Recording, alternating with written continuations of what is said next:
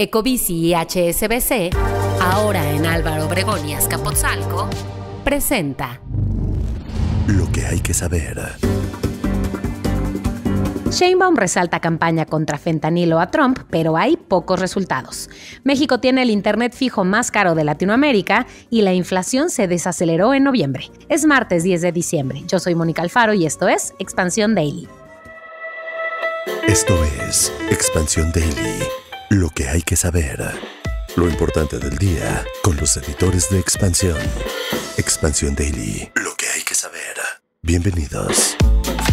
Bienvenidos y bienvenidas a un episodio más de Expansión Daily. No olviden suscribirse y activar las notificaciones porque, como ven, para la información, el año no se ha acabado, así que no pueden perderse ninguno de estos episodios. Hoy está conmigo Fernanda Hernández, editora de Internacional en Expansión. ¿Cómo estás, Fer? Hola, Mónica, y hola a todos nuestros podescuchas. Estoy muy contenta, como siempre, de venir acá a compartir mucha información porque sí ha sido un final de año bastante movido. Sí, todavía la información no se va de vacaciones y déjame empezar este episodio recomendándoles a todos nuestros podescuchas que tienen algún emprendimiento, alguna pyme, porque sabemos que están ahí y que muchos de ustedes lo son. Esta semana no se pueden perder el episodio de Cuéntame de Economía. Se llama Aceptar pagos digitales es buen negocio. Les prometo que van a encontrar buenas recomendaciones para aumentar las ventas, hacer crecer cualquier negocio que tengan. Así que les dejamos la liga en la descripción de este episodio y una vez que terminen de oírlo, se van para allá porque neta, si hay buenos consejos, se los garantizo yo. Pero a ver, ahora sí vamos a empezar, Fer, con la información de hoy porque Claudia Sheinbaum estuvo, digamos, presumiendo, resaltando esta campaña que hemos estado teniendo contra el fentanilo, pero la verdad es que, pues bueno, los resultados no son muy claros, ¿no? Claro, entre 2019 y 2024 el gobierno federal, de entonces el presidente Andrés Manuel López Obrador, invirtió más de 86 millones de pesos en la difusión de una campaña de comunicación para prevenir el consumo de todas las drogas, pero le puso mucho foco al fentanilo. Sin embargo, la Secretaría de Salud y lo que antes era la Comisión Nacional contra las Adicciones no han comprobado que esto haya tenido un impacto para revertir las adicciones. Sí, y esta campaña llamada El fentanilo mata es algo que presumió mucho Claudia Sheinbaum, aseguró que va a compartir los resultados y el impacto de esta campaña con Donald Trump como una prueba del trabajo que estamos realizando en México para evitar el consumo de este opiáceo, bueno, porque ya sabemos lo problemático que no solo que es el consumo, sino las consecuencias que ha traído. Pero bueno, a ver, la Auditoría Superior de la Federación hizo 2 auditorías a esta estrategia, una en el ejercicio del 2019 y otra en el 2021. Y es que, según estas auditorías, la estrategia de prevención de adicciones no estableció desde el principio algún objetivo ni se asoció con una meta concreta y ya sabemos que, siendo así, está difícil poder medir el éxito de una campaña. Claro, si no hay un objetivo, en realidad va a ser complicado saber si ese objetivo se cumplió, ¿verdad?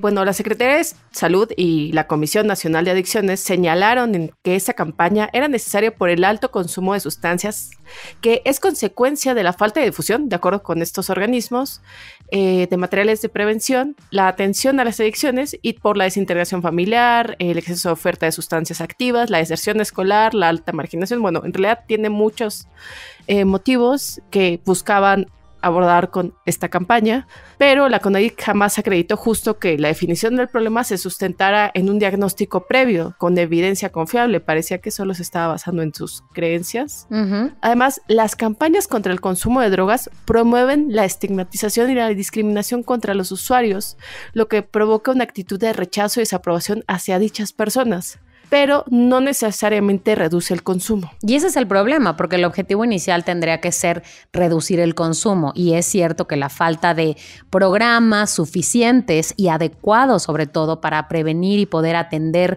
las adicciones, tienen que ver con la carencia de recursos humanos, con personas capacitadas para la atención de esta población que tiene problemas de adicciones y, por supuesto, la insuficiencia de recursos financieros. Y, de hecho, de acuerdo a la Auditoría Superior de la Federación, imagínate esto, del 2007 al 2014 se destinaron recursos a la prevención y atención de estas adicciones y de hecho hubo un aumento cada año pero a partir del 2015 empezaron a descender de manera constante, de manera que de hecho este año, en el 2024, el gasto aprobado fue de más de 1,600 millones de pesos. Uno diría, uy, ¿cuánto dinero? Pero esto es 39% menos que en el 2013. Así que este no es un problema fácil de atender, lo sabemos, pero con falta de recursos y falta de objetivos bien establecidos, pues por más que se las cantemos a Trump, va a estar difícil. Pero a ver, Fer, hablemos de otro problema que atañe a la población en México, que es que acceder a Internet en nuestro país es todavía uno de los retos más grandes, porque el costo que tiene en nuestro país es uno de los más elevados de América Latina. Claro, los mexicanos en promedio desembolsan casi $10 más respecto a otros países en la región para adquirir Internet para sus hogares, que creo que sobre todo en esta época en la que muchos trabajamos desde casa o parte de nuestra jornada la hacemos en casa, es importante tenerlo, y en México por lo menos es mucho más caro que en América Latina. Fíjate en esto. En México, el promedio de suscripción mensual a Internet, de acuerdo con datos de la consultora Statista, es de $32, equivalentes a 654 pesos. Mientras que en Perú se paga por este servicio $24, es decir, más o menos unos 500 pesos. En Colombia ese costo es aún menor, es de $20, es decir, más o menos unos 400 pesos, poquito más. Y en Chile, que también es un país bastante caro, se pagan $21. Es decir, también como 450 pesos por ahí. Y Brasil, que es quizá también el gran referente en la región en términos de conectividad, también paga solo $21. Y esto a pesar, Fer, de que en los últimos 10 años, la verdad es que el precio de Internet en México se ha reducido bastante, más del 52%.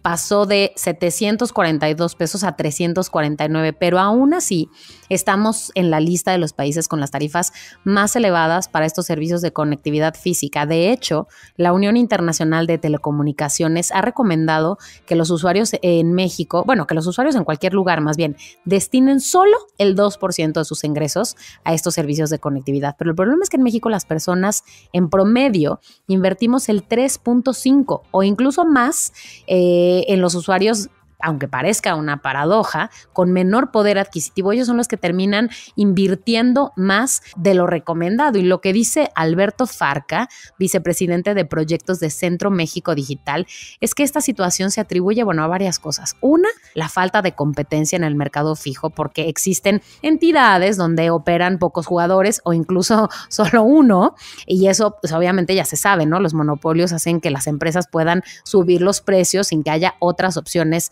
para los consumidores. Claro, otro factor que influye en cómo funciona el Internet y por qué es tan caro es la orografía, ya que el despliegue de fibra óptica o de cualquier infraestructura en zonas remotas llevan a las empresas a desembolsar mayores cantidades de inversión para habilitar los servicios de conectividad, y estos gastos se traducen en los precios de Internet más altos pues para el consumidor final, quien pues termina pagando los platos rotos. Sí, exacto. Y esto ya sabemos que no se va a poner mejor con la desaparición de los autónomos y demás. Y desde ayer les dejamos una encuesta en nuestras redes donde les preguntábamos cómo califican ustedes el servicio de Internet por el que pagan. Y hasta el momento en el que grabamos este podcast, 5% de nuestros lectores de Instagram dijeron que lo calificaban como bueno. 50% lo reportaron como mal, o sea, del 5 al 50. Y el 45% dijeron podría ser mejor. Yo estuve en ese 45%. Así que les dejamos esta misma encuesta en Spotify y como siempre leemos sus comentarios. Vamos a pasar ahora sí que son tus meros temas, Fer, porque hablemos del mundo, hablemos de temas internacionales. Los sueldos de los migrantes mexicanos en Estados Unidos son castigados, déjame ponerlo así entre comillas, por tener menos estudios. Claro, de acuerdo con el Anuario de Inmigración y Remesas de México, elaborado por BBVA y la Comisión Nacional de Población, en 2023 el salario promedio de los mexicanos que trabajan en el otro lado, en Estados Unidos, solo superó los ingresos de los migrantes guatemaltecos y hondureños. Y la razón es el grado de estudios. Y eso le pega mucho. Sí, parecería una razón obvia. Déjame ponerlo en cifras para que nuestros podescuchas puedan imaginar el escenario completo. Entre el 32 y 33% de los migrantes mexicanos en Estados Unidos de primera generación, tanto hombres como mujeres, o sea, estos migrantes que llegan de entrada a Estados Unidos, tienen el bachillerato terminado. 32 y 33%. Después, cuando hablamos de mexicanos y mexicanas con licenciatura, cae hasta el 9.5%. Posgrado, 2%. Casi el 13% de las mexicanas tiene licenciatura y poco más del 2% tiene maestría o doctorado. Efectivamente son niveles, grados académicos pues bajos, ¿no? Mira, para tener la comparación, Carlos Serrano, economista jefe de BBVA México, comentó que el 54% de los migrantes venezolanos y el 40% de los migrantes colombianos tienen estudios universitarios, porque la gente de menores ingresos y menor escolaridad no puede costear el viaje a Estados Unidos, y es algo que también se ve en los migrantes que llegan a México, por cierto. Muchos migrantes venezolanos están sobrecalificados para los puestos en los que están, pero normalmente suelen ser gente de clase media la que termina migrando, ya sea a México o Estados Unidos, en el caso de estos países, y bueno, en el caso de México. Pero déjame hacer esa aclaración justamente porque alguien comentaba en redes sociales esta nota y decía, pues claro, los mexicanos en Estados Unidos no quieren seguir estudiando, no se quieren seguir preparando.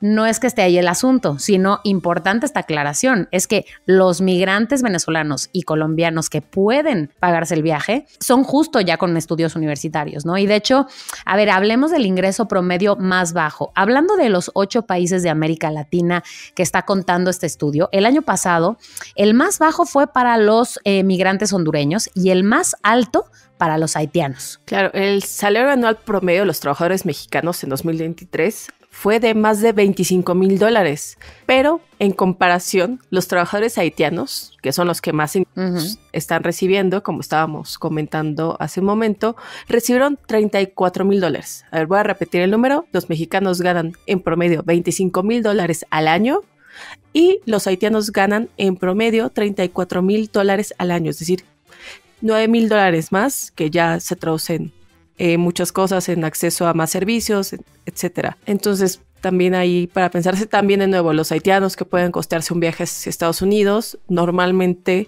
son haitianos que tienen mejor preparación y son personas que también tienen un mejor nivel económico de entrada que los mexicanos que pueden costearse el viaje. Y eso obviamente tiene una consecuencia en cuáles son los empleos que tienen comúnmente. Los venezolanos y colombianos comúnmente están en servicios profesionales, actividades administrativas.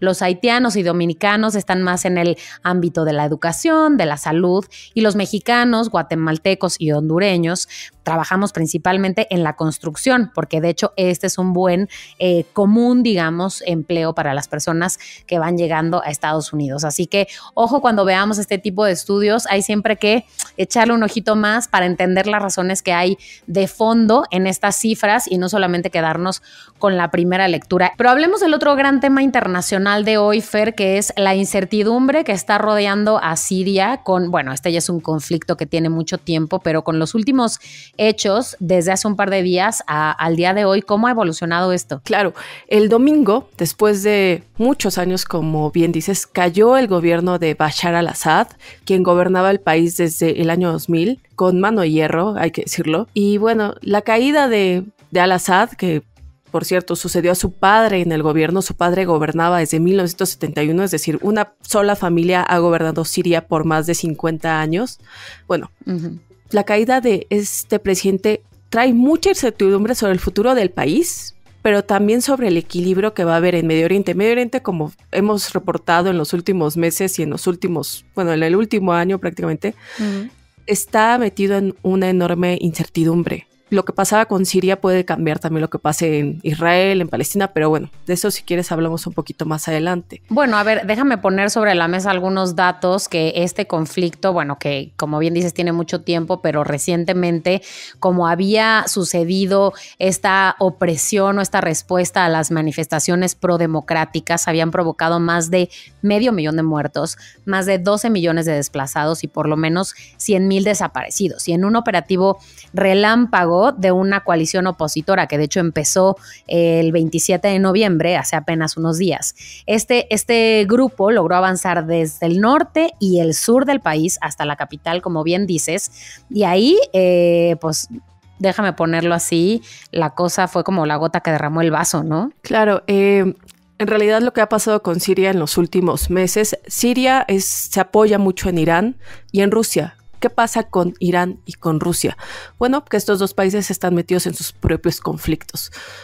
Rusia está absorbido prácticamente por su guerra en Ucrania e Irán está muy involucrado en el conflicto con Israel, incluso ha tenido enfrentamientos directos con Israel y algunos de los grupos que apoyaban al-Assad y que también recibían apoyo iraní como Hezbollah, pues prácticamente están debilitados, sino que prácticamente acabados después de ofensivas israelíes muy duras. E incluso Israel ha llegado a atacar directamente Siria. Por esa razón también fue muy fácil para estos grupos rebeldes hacer un operativo relámpago y en 11 días pasar del norte del país, fueron cayendo así ciudad por ciudad, casi sin resistencia, hasta llegar el domingo a Damasco. ¿Y qué pasó? También al-Assad no puso resistencia, se fue del país, está en Rusia, de acuerdo con medios estatales de ese país, donde recibió el estatus de refugiado y también de acuerdo con las fuentes de los medios rusos, habría dimitido al cargo, es decir, ya no es más presidente de Siria. Y como era de esperarse, el enviado especial de las Naciones Unidas para Siria, Geir Pedersen, dijo el domingo que había mensajes, déjame ponerlo así entre comillas, mensajes contradictorios que salían de Damasco. Claro, me imagino muchísima información que va para todos lados, obviamente subrayando la necesidad de evitar el derramamiento de más sangre, pidiendo el diálogo y los preparativos para una estructura de gobierno de transición después de este gran golpe. Y como bien dices, hay mucha incertidumbre en Siria, que está hoy fragmentada por la guerra civil, sin duda, además de todo el tema de los grupos rebeldes musulmanes suníes. Hay fuerzas lideradas por los kurdos, Estados Unidos que apoyó la lucha contra ISIS. En fin, la cosa se ve que no se va a poner más fácil por ahora. No, todavía está muy complicado, a pesar que ya las fuerzas de al-Assad han perdido el control de prácticamente todo el país. El país sigue muy dividido. Las facciones rebeldes ya en el pasado se han dividido y se han peleado entre ellas, literalmente han entrado en conflictos. Y también hay un ingrediente extra. El grupo que está liderando a la coalición es un grupo que surgió de Al-Qaeda. Y por Estados Unidos y por Naciones Unidas y otros organismos es considerado aún un grupo terrorista. Entonces hay que tener ojo con lo que pueda pasar. Ahora se ha moderado bastante el grupo, así que no sabemos qué pueda pasar.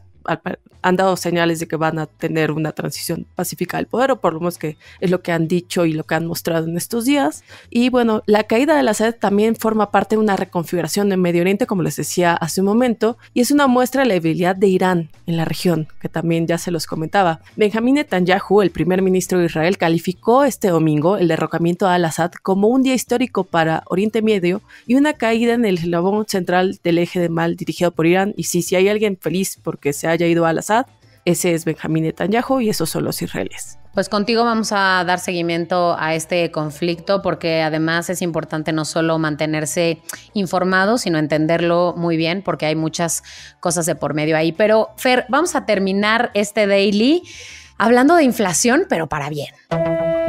Aunque a veces parezca, no todo está perdido.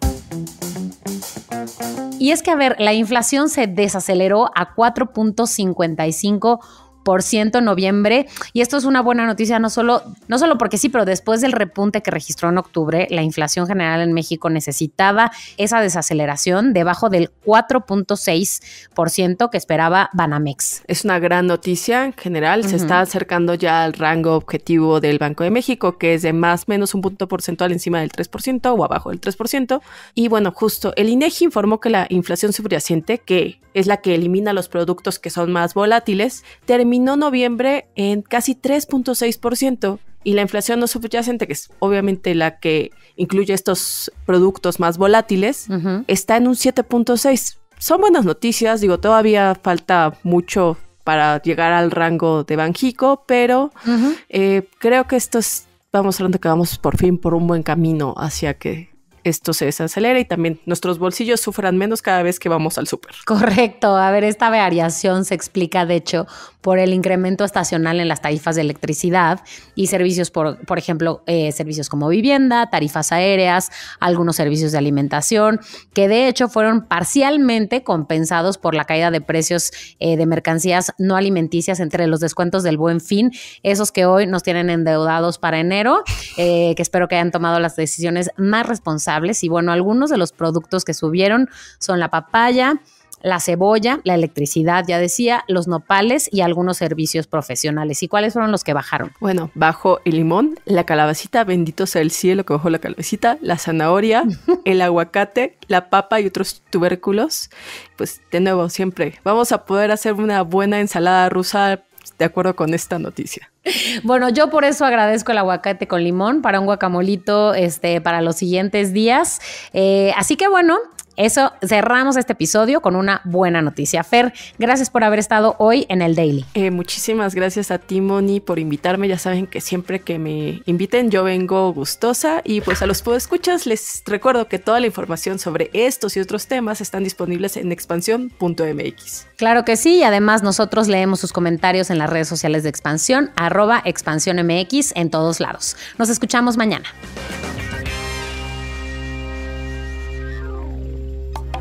Expansión Daily. Escucha un nuevo episodio lunes a viernes a partir de las 6 de la mañana. Expansión Daily es un podcast de Expansión.